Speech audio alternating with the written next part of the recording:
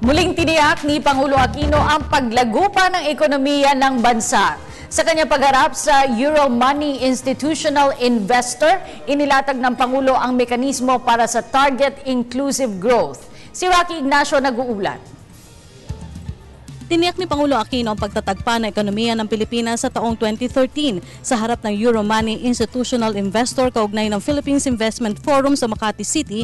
Sinabi ng Pangulo dahil sa good governance, nakapagtala pa ang bansa ng positibong paglago ng ekonomiya sa kabila ng umiiral na global economic uncertainty.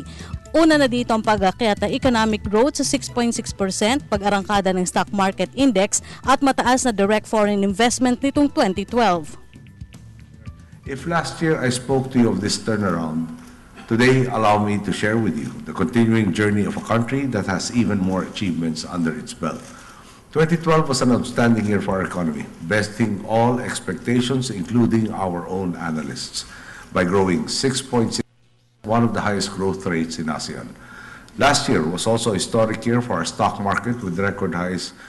Nagpatuloy ang mabuti ekonomiya ng Pilipinas sa harap na rin ng pagtaas ng credit ratings ng bansa, malapit sa hangad na investment grade. Mula kasi sa dating sick man of Asia, kinilala na ng international business community ang malaking potensyal ng bansa sa larangan ng pamumuhunan.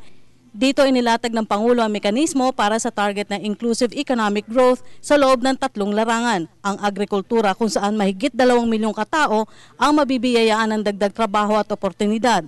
Gayon din ang larangan ng turismo at infrastruktura. Right now, Standard & Poor's, Moody's, and Fitch ratings have all placed the Philippines at one level below investment grade, even as bond markets are already pricing us at investment grade. The confidence in our economy likewise resonates within the businesses and institutions you lead.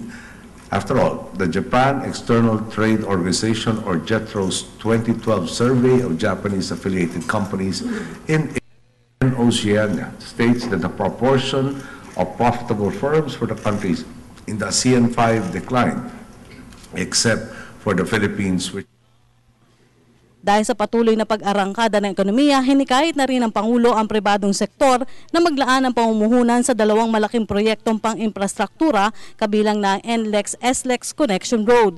Kakailanganin din anya ang 36,000 bagong hotel rooms dahil sa inaasahang pagdagsa ng turista. As your businesses progress and as we remain committed to growing the Philippines, there is plenty of reason to believe this upward trend will continue. All of these only set the stage for the next chapter, one that we envision will bring us even closer to our goal of lasting inclusive growth. And I'm here to invite you to play an even bigger role in the years to come. Sa bandang huli, tiniyak ng Pangulo na mapupunuan ang mga nasabi ng pangako ng pagbabago sa kanyang administrasyon. Kasama na dito ang pagpasa ng mahalagang batas katulad ng sin tax at reproductive.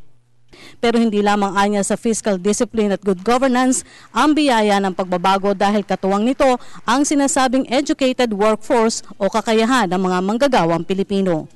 Para sa Telebisyon ng Bayan, Rocky Ignacio.